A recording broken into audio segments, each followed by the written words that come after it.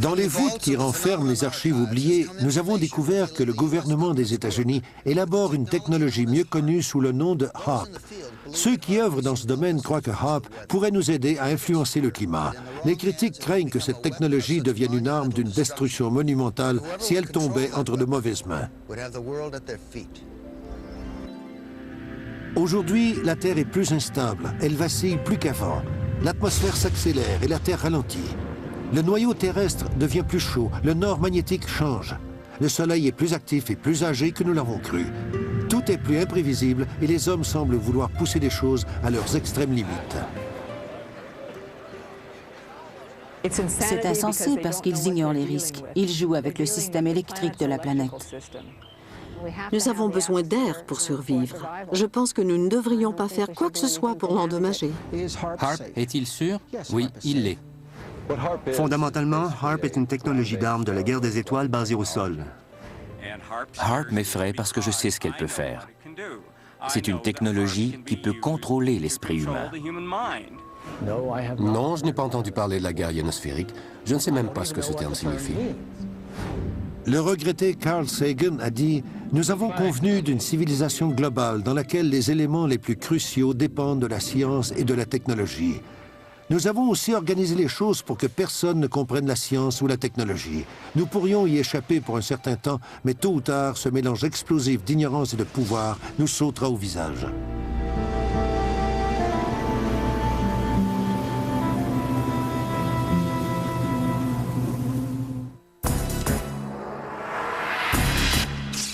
Au début du XXe siècle, Nikola Tesla, émigré serbe et inventeur de métiers dont le nom a presque été oublié, propulsera notre civilisation dans une nouvelle ère.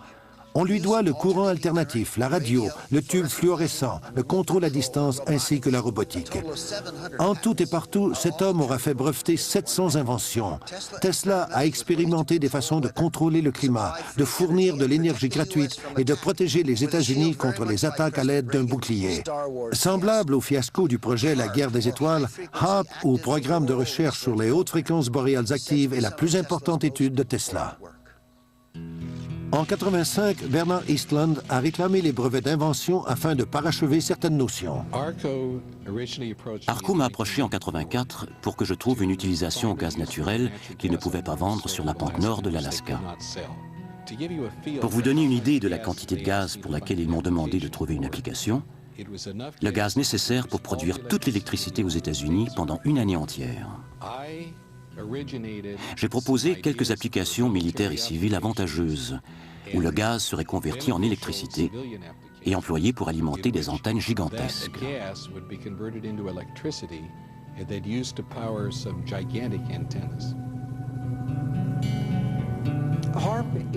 HAARP est une grosse antenne qui capte la fréquence radio et que nous orientons dans la haute atmosphère pour simuler le rôle du Soleil.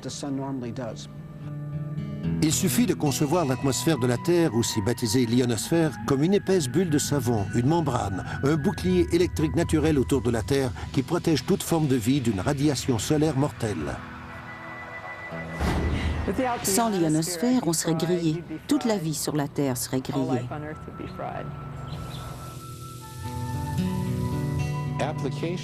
Dans les brevets d'invention, certaines applications sont controversées.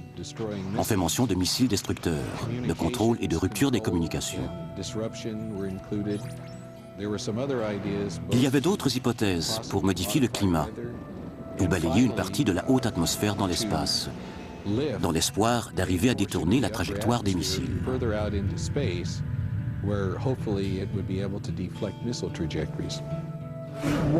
En orientant la fréquence radio dans l'ionosphère, nous faisons en sorte que celle-ci frappe les molécules d'atmosphère.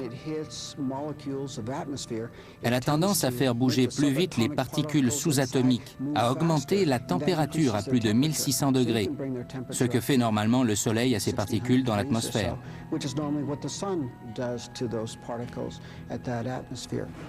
Le courant ionosphérique dresse l'état du ciel en général. Parfois, pendant une tempête magnétique, il frôle la Terre et peut faucher des câbles téléphoniques et des réseaux électriques. L'ionosphère de la Terre contient une énorme quantité d'énergie. Il y a 8000 orages qui se produisent partout sur la Terre, à n'importe quel moment. Il y a des millions d'ampères d'électricité qui se déversent sur la Terre grâce à la foudre. Et HAARP pourrait être un élément déclencheur.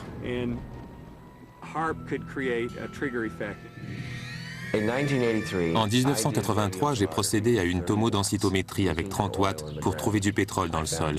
J'ai trouvé 26 puits de pétrole sur une surface qui touchait 9 États et avec des résultats précis à 100%. 30 watts de puissance directement dans le roc, alors que HAARP dirige 1 milliard de watts dans l'ionosphère dans un but purement expérimental.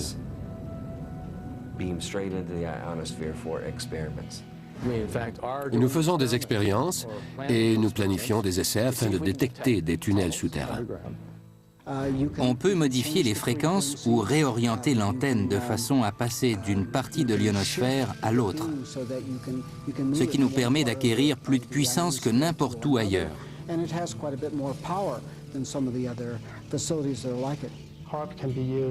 HAARP peut être utile pour explorer des mines d'or ou des puits de pétrole, parce que le signal de basse fréquence peut pénétrer plus profondément dans la Terre, dans l'eau ou dans l'océan que le signal de haute fréquence.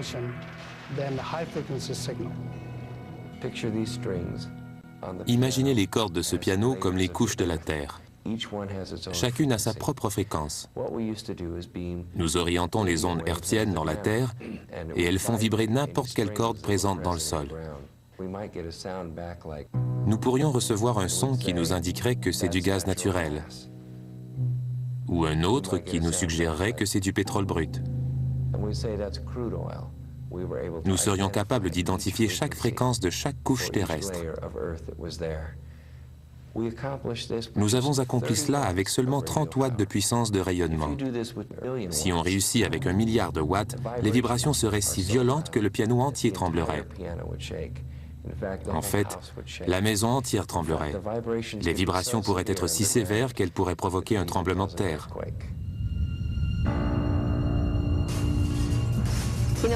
Les tremblements de terre, c'est autre chose. Nous en avons eu beaucoup et aussi de nombreuses éruptions volcaniques au cours des dernières années même. Peut-être qu'il ne s'agit que d'un cycle d'événements puisque l'histoire a connu son lot de tremblements de terre et de volcans. Mais il me semble que ça se produit plus souvent et qu'il doit y avoir quelques rapports avec certaines choses que les humains font à leur planète. D'autres spécialistes se sont penchés sur la question des tremblements de terre, remontant même au travail de J.F. Gordon MacDonald, spécialisé dans la guerre géophysique. Il a affirmé que si on pouvait obtenir assez d'énergie, la parfaite fréquence et l'exacte forme d'onde, on pourrait déclencher ce genre d'événement.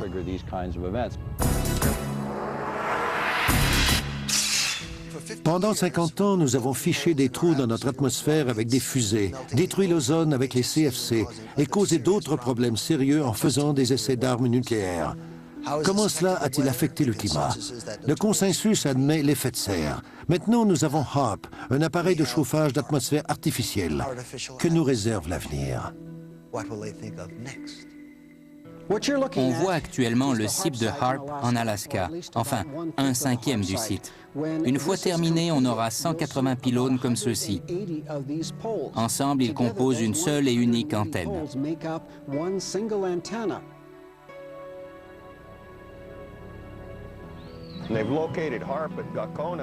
HAARP est situé à Gakona parce que la magnétosphère y est plus proche de la surface de la Terre.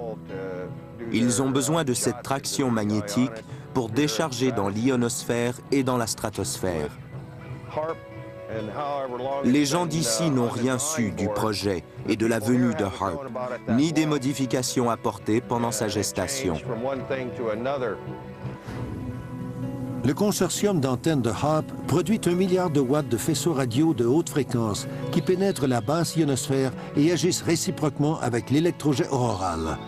Pendant cette modification, ce faisceau balaie et stimule l'ionosphère, créant des ondes mégamétriques qui peuvent se déplacer sur de grandes distances dans la basse atmosphère et pénétrer dans la Terre pour y dénicher des missiles, des tunnels souterrains et communiquer avec des sous-marins cachés. Le rôle décrit dans le brevet d'invention de 1991 serait tel que si chacun devait tirer un missile de n'importe quelle direction, n'importe où, vers un autre point sur la Terre, il intercepterait la couche correspondante et serait détruit. Nous avons présenté ce document au cours d'un atelier, mais encore là, c'est un document de planification, et les plans tels qu'ils ont été conçus n'étaient pas inclus. C'est seulement la conception d'une personne sur ce qui pourrait se produire, ce qui ne signifie pas nécessairement que le gouvernement l'ait endossé.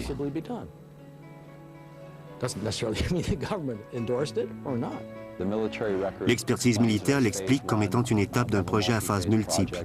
Il va progresser, et c'est précisément ce qui nous inquiète. Ça pourrait devenir aussi important que ce qui a été décidé dans l'étude des impacts sur l'environnement, pas davantage. C'est le rapport de planification qui a vraiment fait naître HARP. Les exigences sont passées d'1 gigawatt, qui est 1 milliard de watts, à 10 milliards de watts de puissance apparente, rayonnée avec un niveau enviable de 100 milliards de watts. Il y a une limite à tout, bien que nous ne sachions pas exactement où elle se situe.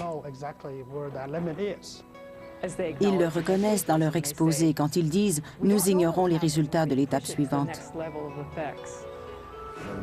Autrement dit, on utilise l'ionosphère comme un amplificateur et comme moyen d'émission. En réalité, ce que nous faisons avec l'ionosphère est non seulement de diffuser un signal, mais aussi de l'amplifier.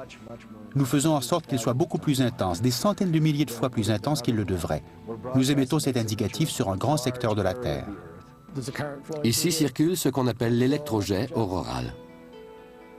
On y dépose l'énergie, on change l'environnement et on transforme le courant. On produit alors des ondes mégamétriques et myriamétriques.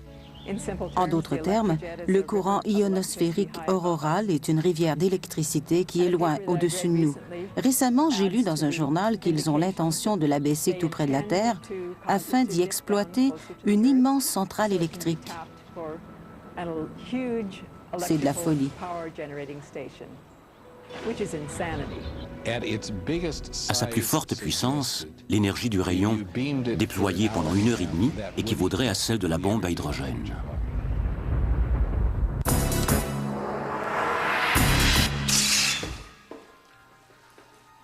Des événements sans précédent ont marqué ce siècle. Le schéma du génome humain, le clonage de Dolly la brebis et l'atterrissage réussi sur Mars. Autre fait non moins important, l'accroissement de l'activité solaire des dernières années. Les éruptions, les taches et le vent solaire, autant de propos qui alimentent les conversations. Mais si le monde savait à quel point ils ont affecté notre planète, discuterait-il davantage du phénomène du refroidissement de l'eau? Le Soleil n'a pas été spécialement actif au cours des dernières années. Il a un cycle de 11 ans qui atteindra son niveau maximal vers l'an 2002. Et quand il atteint ce niveau d'activité, il y a beaucoup de taches solaires et plusieurs de ces régions qui dégagent de l'énergie.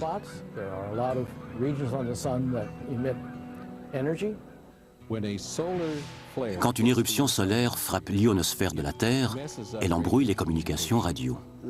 La raison est simple. Quand il y a des perturbations dans l'ionosphère, nous ne pouvons pas communiquer avec nos satellites. HARP n'agit pas sur les communications mondiales. Le Soleil provoque des changements dans l'ionosphère. Nous ne pouvons que deviner. Nous ne connaissons pas les effets du Soleil sur l'ionosphère. Ce que j'ai dans les mains est une lampe à décharge sans électrodes, contenant un gaz troposphérique, un peu semblable à l'atmosphère de la Terre. Je vais maintenant le placer dans un four à micro-ondes et l'irradier avec 1 watt par centimètre carré. Avec seulement 1 watt, on obtient le milieu nécessaire pour fractionner l'air, peu importe ce qui arrive. On peut voir tout le mouvement dans le plasma. C'est caractéristique de ce qui arrivera à haute altitude, là où l'ionosphère est irradiée par ces grands rayons. C'était 1 watt par centimètre. HARP concentre 3,6 millions de watts et les comprime dans un rayon d'1 milliard de watts, 1 gigawatt. Nous comprimons les mégawatts dans un rayon étroit. Ensuite, dans un espace minuscule, on peut créer ce qu'on appelle un gigawatt effectif. Pour ce qui est d'injecter des particules d'énergie plus hautes dans le système électrique de la Terre, l'ionosphère est un système dynamique, toujours en mouvement et en transformation. Je ne pense pas que quiconque sur cette planète sait vraiment quand s'arrêter. Ça prend une quantité minuscule d'énergie pour en libérer une somme énorme. C'est la même chose qu'une balle de fusil. Derrière la balle, la gâchette évacue une minuscule quantité d'énergie, mais elle déclenche une grande puissance dans la balle elle-même.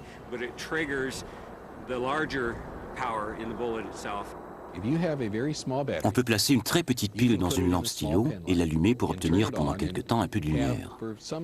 On peut prendre la même pile et la mettre dans un appareil photo. Et quand on appuie sur le bouton, la lumière est aveuglante. La structure du radar fait en sorte que ces réserves électromagnétiques peuvent subir une impulsion. L'impulsion n'a pas d'importance.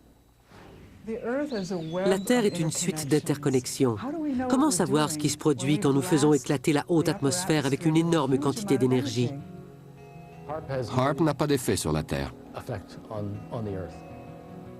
HAARP joue avec le système énergétique de la Terre. Je ne pense pas que les gens qui ont développé HAARP étaient même conscients de cette science ou de son impact sur la vie. Aujourd'hui, nous savons davantage à quel point les plus petites actions peuvent bouleverser la santé et le sort d'un être vivant. C'est possible, à l'aide d'un grand pylône, de prélever une partie de la haute atmosphère et de l'amener plus loin. Aussi, en remontant l'ionosphère, la basse atmosphère se précipite et remplit le vide, transformant le climat. Les articles sur HAARP relatent qu'en soulevant une partie de l'ionosphère, le vide créé peut guérir rapidement. Mais qu'arrive-t-il si cela engendre de nombreux vides qui ne peuvent pas être comblés à temps? Ils ne semblent pas vouloir prêter attention à ce qu'il advient de l'ionosphère si cette haute antenne d'énergie la retient à 130 km dans l'espace. Il y a un réchauffement et toutes les molécules de cette région ionosphérique absorbent l'énergie qui provient de cette antenne radio. Et s'ils trouvent la fréquence exacte pour la repousser dans l'espace, cette énergie peut se décharger hors de l'ionosphère, revenir à l'antenne radio et frapper la Terre.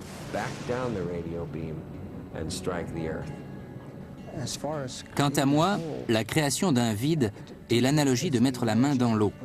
C'est vrai, on occupe l'espace, mais quand on la retire, tout se remet en place comme avant. Si un vide signifie que la densité neutre a quelque peu été modifiée, si on veut appeler ça un vide, peut-être que c'est vrai.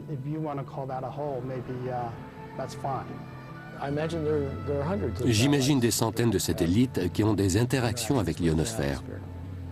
Ils apportent tous leur propre modification de l'ionosphère. Chacun crée son propre vide. D'ailleurs, non seulement HAARP, mais les satellites, les fusées, les vols de navettes spatiales, de nombreuses technologies de l'espace créent des trous dans le ciel. Le vide serait d'au moins 50 km, plus de 800 mètres de profondeur et se trouverait entre 80 et 100 km au-dessus de la Terre. Que serait la science sans la découverte? Tesla s'est décrit non comme un inventeur, mais comme un découvreur. Mais avec la découverte vient la responsabilité. Tesla le savait quand il a développé la technologie HAARP, et plusieurs pensent que sa crainte de ce qui pourrait se produire si HAARP tombait entre de mauvaises mains l'a motivé à camoufler sa découverte.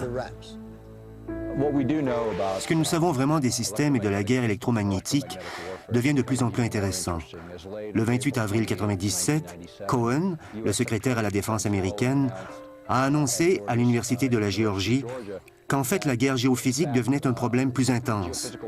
Ils ont même spéculé que des organisations terroristes auraient des systèmes qui pourraient modifier le climat, créer des éruptions volcaniques et même des tremblements de terre en employant des ondes électromagnétiques. Après avoir quitté le programme en 1987, une des dernières communications que j'ai eues avec ARCO a indiqué qu'il y avait eu un contrat attribué pour évaluer la guerre ionosphérique. Ce document de l'armée de l'air envisage l'utilisation de technologies d'armes électromagnétiques pour affaiblir les êtres humains. En employant la guerre électromagnétique contre des êtres humains, on peut provoquer la maladie, l'hystérie ou le contrôle de la population. Les fréquences extrêmement basses nous affectent parce qu'elles sont les mêmes que celles produites par notre cerveau.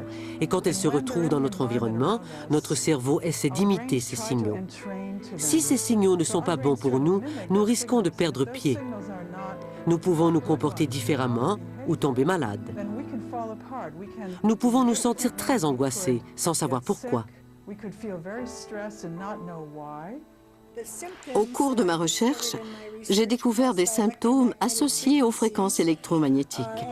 L'inquiétude, la dépression, la diarrhée, la fatigue extrême, les maux de tête, les étourdissements, les sautes d'humeur, la nausée, l'augmentation du besoin d'uriner pendant la nuit, la hausse soudaine des pulsations, des essoufflements, des picotements sur la peau, des vertiges, des saignements de nez, une augmentation de la tension et des tremblements. Il y a le danger de causer le cancer ou de perturber la structure génétique des cellules. Il existe la possibilité d'occasionner des dégâts permanents, des dommages mutagènes aux futures générations, ou de causer des dommages à très court terme, comme d'entraîner l'altération des cellules de quelqu'un qui mourra des suites d'une hémorragie. J'ai découvert que de tous les gens qui m'écrivaient et m'appelaient de tous les coins du pays et qui éprouvaient un ou plusieurs symptômes, chacun d'entre eux vivait près d'un émetteur.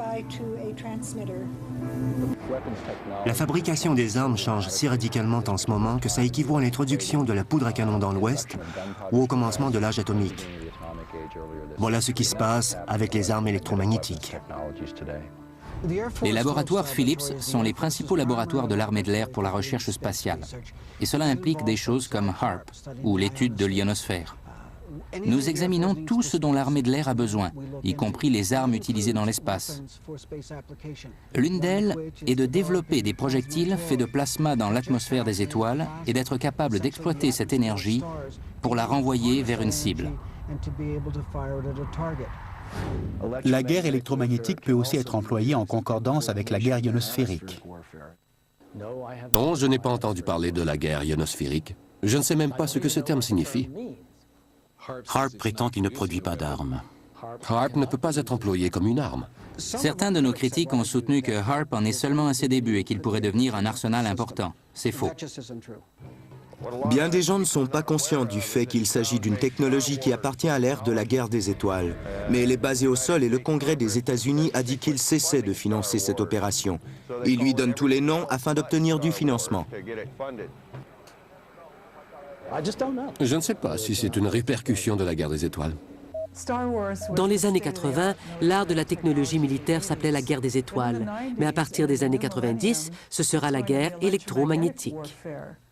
On ne m'a jamais demandé si c'était une répercussion de la guerre des étoiles. En lisant les brevets d'invention, j'ai pensé à des façons de l'utiliser pour la défense. L'une d'elles était un dispositif anti-satellite, où on aurait pu fabriquer des électrons dans l'espace et frapper un satellite. Ça aurait pu servir autant pour l'offensive que pour la défensive. Nous aurions pu détériorer les communications de l'ennemi en sauvegardant les nôtres. C'est l'un des fondements contenus dans le document technique de HAARP. Il n'y a jamais eu d'intention de construire quoi que ce soit en rapport avec ce que M. Eastland avait proposé dans son brevet d'invention.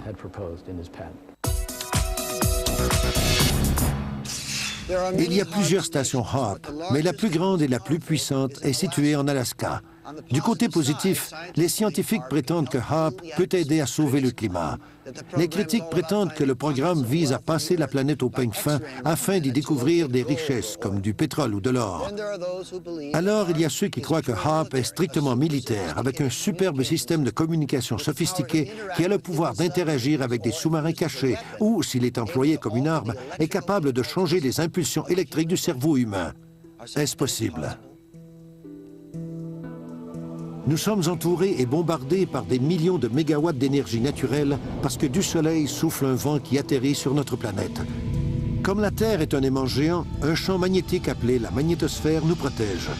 Les brevets d'invention originaux de HAARP ont été conçus pour déformer ou modifier la magnétosphère. C'est intéressant de comparer les humains et la Terre. La Terre est semblable à un champ magnétique et les humains produisent aussi un champ magnétique, particulièrement au niveau du cœur et du cerveau. Chaque cellule de notre corps a une substance magnétique puissante, la magnétite, qui répond avec sensibilité au champ magnétique de notre environnement. Si HAARP change la magnétosphère, le champ magnétique de la Terre et tout ce qui se trouve autour, cela aura évidemment un effet sur notre santé et sur notre physiologie.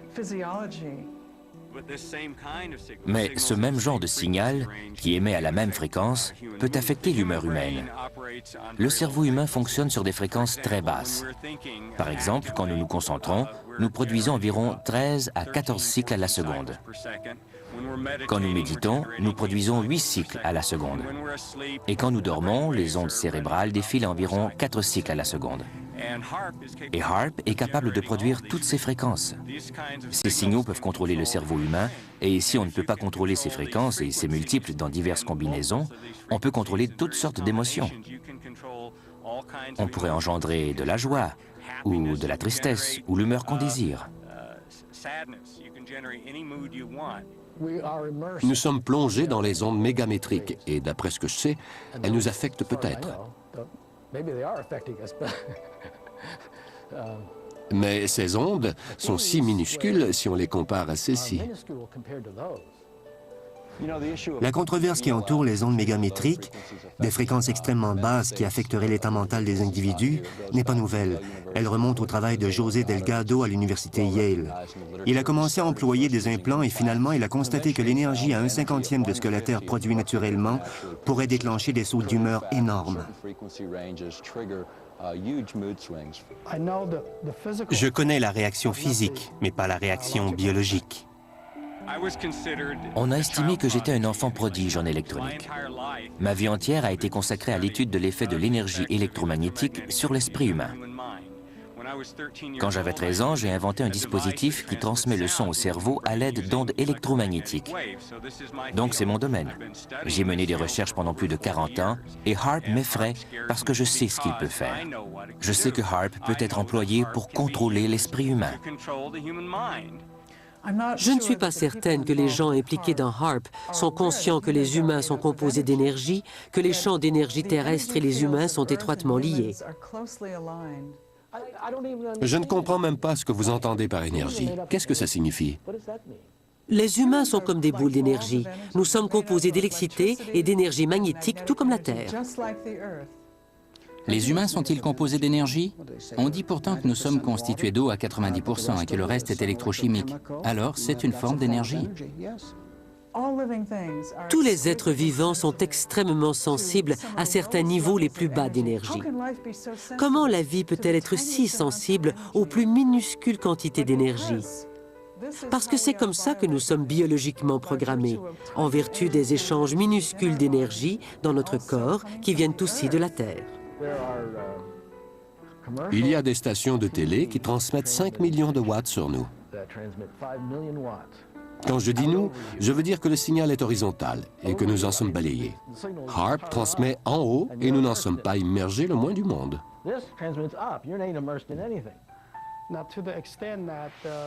Les enfants qui regardent la télévision couleur me préoccupent plus que le fait de recevoir des rayons qui émanent de HAARP ou d'un autre appareil.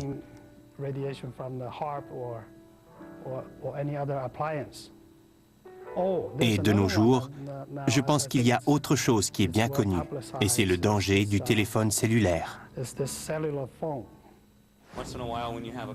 De temps à autre, quand il y a une panne de courant, la plupart des personnes peuvent percevoir une sorte de relâchement.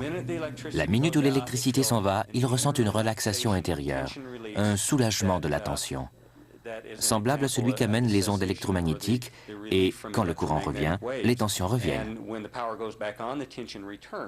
Nous nageons dans un océan d'énergie. Nous sommes dans une mer de gaz, une mer de particules chargées, et elles se déplacent constamment comme un courant dans l'océan, comme les courants que forme le vent dans l'atmosphère. Et nous attirons ces particules. Wilhelm Reich a attiré ces particules. Il s'est adressé au ciel et il a dit « Vous voulez que les nuages soient construits à cet endroit ?» Il dirigeait le dispositif à cet endroit et les nuages se formaient là. Depuis les années 40, il y a eu un intérêt pour les changements climatiques, puis des essais dans ce secteur. Dans les années 60, ce secteur avait avancé considérablement. Nous voyons de plus en plus de désastres.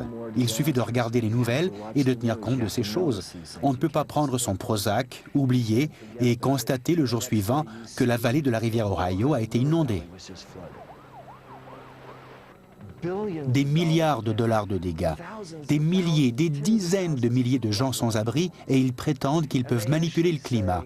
Alors dites-moi, avez-vous remarqué qu'il est fait beau ici récemment?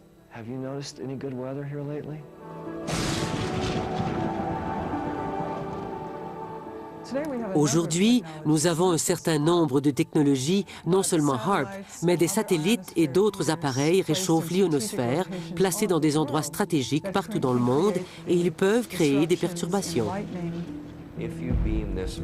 Si cette onde hertzienne rayonne dans l'ionosphère et qu'on continue à la charger, on envoie non seulement l'énergie dans l'ionosphère, mais on fournit un chemin à l'énergie pour qu'elle revienne sous l'ionosphère. Autrement dit, il pourrait créer une décharge massive de foudre plus grande que tout ce que nous avons vu sur cette planète. Une fois qu'une dérivation solaire se forme et que l'ionosphère décharge, les électrons et l'énergie viendront de partout dans l'ionosphère à ce point précis. Et ils frapperont le sol dans un axe 100 fois plus grand que n'importe quel axe de foudre imaginable. Il faut reconnaître que c'est un peu tiré par les cheveux. Mais chaque fois qu'on l'expérimente, on court des risques avec de grandes sommes d'énergie. Et il faut envisager le pire des scénarios, et celui-ci pourrait l'être.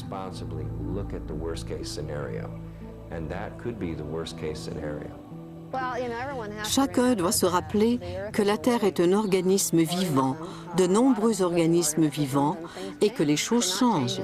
Ne pas changer, c'est mourir. Je crois que nous sommes tous électriquement unis. Et ainsi, quand on commence à jouer avec l'électricité, tout est influencé. Les animaux sont excessivement sensibles à l'énergie électromagnétique. HAARP n'affectera ni les animaux ni les oiseaux. C'est dans la déclaration d'impact environnemental.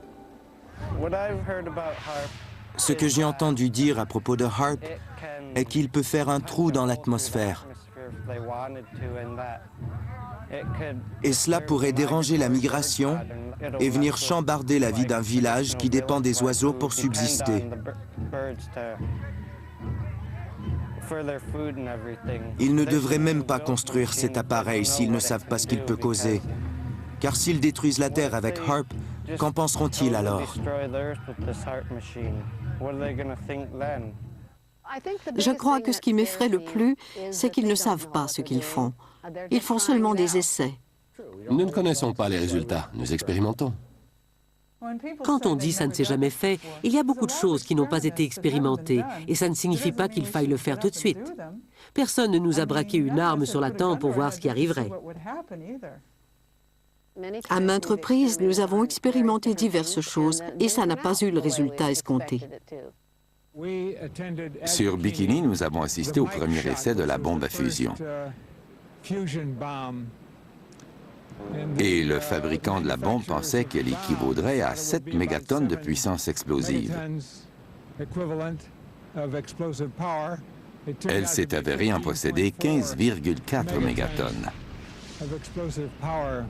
Le riz a été beaucoup plus contaminé que prévu, et la radiation a contaminé l'océan. C'est comme le DDT, vous souvenez-vous? On nous avait dit que c'était inoffensif, et ils ont déambulé dans les rues à bord de camions qui ont vaporisé du DDT sur des écoliers pendant qu'ils mangeaient. Tandis que nous devrions étreindre et non pas craindre l'apparition des nouvelles sciences, des catastrophes comme celle de 3 Mile Island, Tchernobyl et Hanford nous ont appris que nous devons savoir quand retenir le génie dans la bouteille.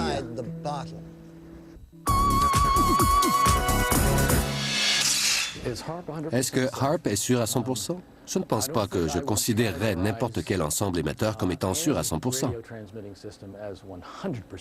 Nous l'avons fabriqué pour qu'il soit le plus sûr possible. Il n'y a aucune norme parce que nous n'avons aucune notion particulière de comment la Terre et la vie œuvrent ensemble. Quand on regarde la Terre elle-même, on songe à sa façon de libérer l'énergie naturellement. Ce que nous savons des tremblements de terre depuis plus de 30 ans est qu'ils augmentent en profondeur, en fréquence et en intensité. Ce que chacun sait au sujet des modèles météorologiques, c'est qu'ils passent par des changements dramatiques imputables à plusieurs facteurs. On peut également regarder les fluctuations des marées dans la mer du Nord, qui se sont fortement accrues. Tout ça indique que l'énergie s'échappe et qu'au milieu de cette libération naturelle d'énergie, nous allons injecter des milliards de watts de puissance dans les lignes de force du champ magnétique. Quel sera le résultat? Ils ne le savent pas vraiment. La déclaration d'impact environnemental a été financée par l'armée de l'air et la marine, par les gens qui dirigent le programme. La sécurité est la principale précaution. Sécurité de l'aviation, de la radiofréquence. La déclaration d'impact environnemental est le document maître. Et chacun qui se soucie de l'environnement doit venir nous voir. Il doit nous le faire savoir.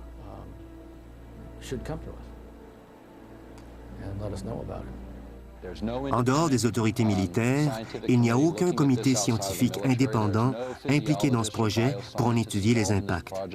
Nous pensons que c'est un programme très restreint, dans le sens que la plus grande partie est conduite par les militaires. Ceux qui gèrent les budgets gèrent le programme. La recherche militaire a une visée. Je dirais que la recherche médicale en a une autre, et pour la plupart, ces deux groupes ne se parlent pas. Il y a un certain nombre de scientifiques, comme moi, qui se préoccupent de cela, qui craignent ce que HAARP peut faire à la planète, non seulement en termes de contrôle de la pensée, mais au sujet des changements climatiques, des transformations terrestres, des tremblements de terre, toutes ces choses-là. Et nous devons tous nous unir. Nous devons entrer en contact les uns avec les autres sur l'Internet. Nous devons discuter de cela, et les scientifiques doivent contacter les représentants du gouvernement et leur dire ce qu'ils en pensent. Nos critiques ont parlé de HAARP et de certains problèmes qu'ils perçoivent. Si quelqu'un, n'importe quel groupe ou individu est concerné, ils sont le bienvenu sur le site. Ils sont invités à réunir une équipe indépendante d'experts pour venir sur le site et passer en revue ce que nous faisons. Nous n'avons absolument rien à cacher. Nous devons amener des gens de toutes les conditions sociales à étudier les impacts probables de cette technologie. Nous ne connaissons pas les effets. Je suis inquiète parce que les gens qui comprennent que la vie est un tout ne sont pas les gens qui prennent les décisions au sujet de ces expériences sur notre ionosphère. L'air que je respire est le même que chacun respire. L'eau, l'air et la terre, c'est la vie. Faisons ce que nous devons faire pour la protéger. Comme organismes vivants, nous sommes accessibles et nous ne pouvons pas tirer une ligne entre là où s'arrêtent nos limites et là où celle du domaine du non-être commence. La Terre est un organisme vivant. Elle n'est pas à l'extérieur de nous. C'est une partie intime de ce que nous sommes et quand nous la détruisons, nous nous détruisons nous-mêmes. Si quelqu'un a un problème, qu'il nous le fasse savoir. Et s'il s'agit de quelque chose que nous aurions dû déclarer, bien sûr, nous le dirons très haut. Aujourd'hui, le problème, c'est que les gens ne font pas confiance au gouvernement. Et ils ont raison, parce qu'à plusieurs reprises au cours des dernières années, on ne leur a pas dit la vérité. Le système électrique de la planète n'est pas là pour que nous l'exploitions au profit du ministère de la Défense. Il fait partie d'un tout, de l'harmonieuse organisation interreliée qui supporte toute la vie sur cette planète.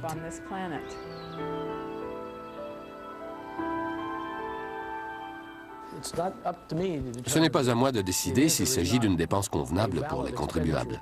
Ce n'est pas de mon ressort. Si le Congrès nous donne les fonds, évidemment, ils doivent croire que c'est convenable.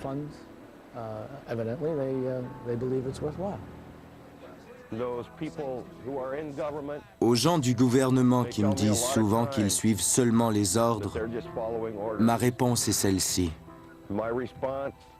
Heinrich Himmler aussi suivait seulement les ordres.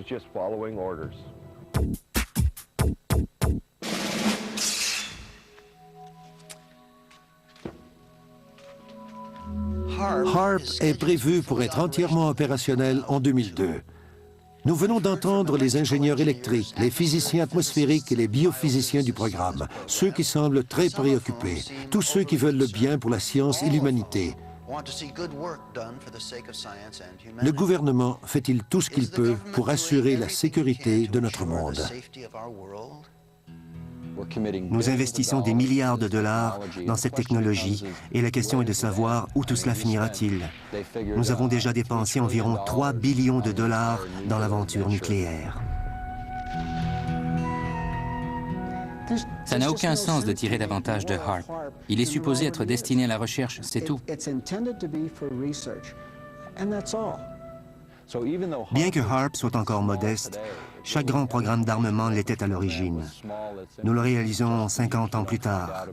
Dans ce cas-ci, nous le découvrons au début et c'est le moment de prêter attention à cette technologie et de décider quelle direction nous voulons prendre et si cela s'avère nécessaire immédiatement. HAARP n'est pas une menace, c'est un bienfait. Les militaires ont des plans très distincts et posent des questions différentes de celles des scientifiques intéressés par les retombées médicales ou la guérison de la planète. Nous savons aussi qu'il y a d'autres fréquences très spécifiques qui diffèrent de celles des enjeux de la guerre et qui peuvent accélérer la guérison naturelle de nos corps. Ce n'est peut-être pas la Terre qui mourra, mais nous ne serons pas capables de supporter la vie humaine sur cette planète si nous continuons à multiplier les éléments technologiques déstabilisateurs. Si nous ne nous levons pas au nom de nos convictions, au nom de nos enfants, nous ne faisons pas notre devoir. Peut-être que la vraie sagesse se trouve dans la connaissance de nos limites et que même les lois de la nature sont incertaines.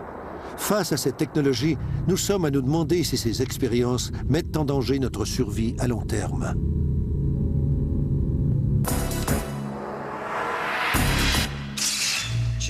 Choisir le sexe de nos enfants, cloner, modifier le climat, tout ça viendra bientôt. Mais au moment d'arriver à comprendre les principes de base de l'existence, comment nous protégeons-nous contre nous-mêmes? Par exemple, nous ne savons pas combien d'ogives nucléaires flottent autour de l'Europe de l'Est. Et il s'agit d'une technologie qui date de 50 ans. Je ne sais pas pour vous, mais moi, je ne veux pas finir ma vie dans un pareil endroit. Je vous ai parlé des catacombes qui abritent les archives oubliées.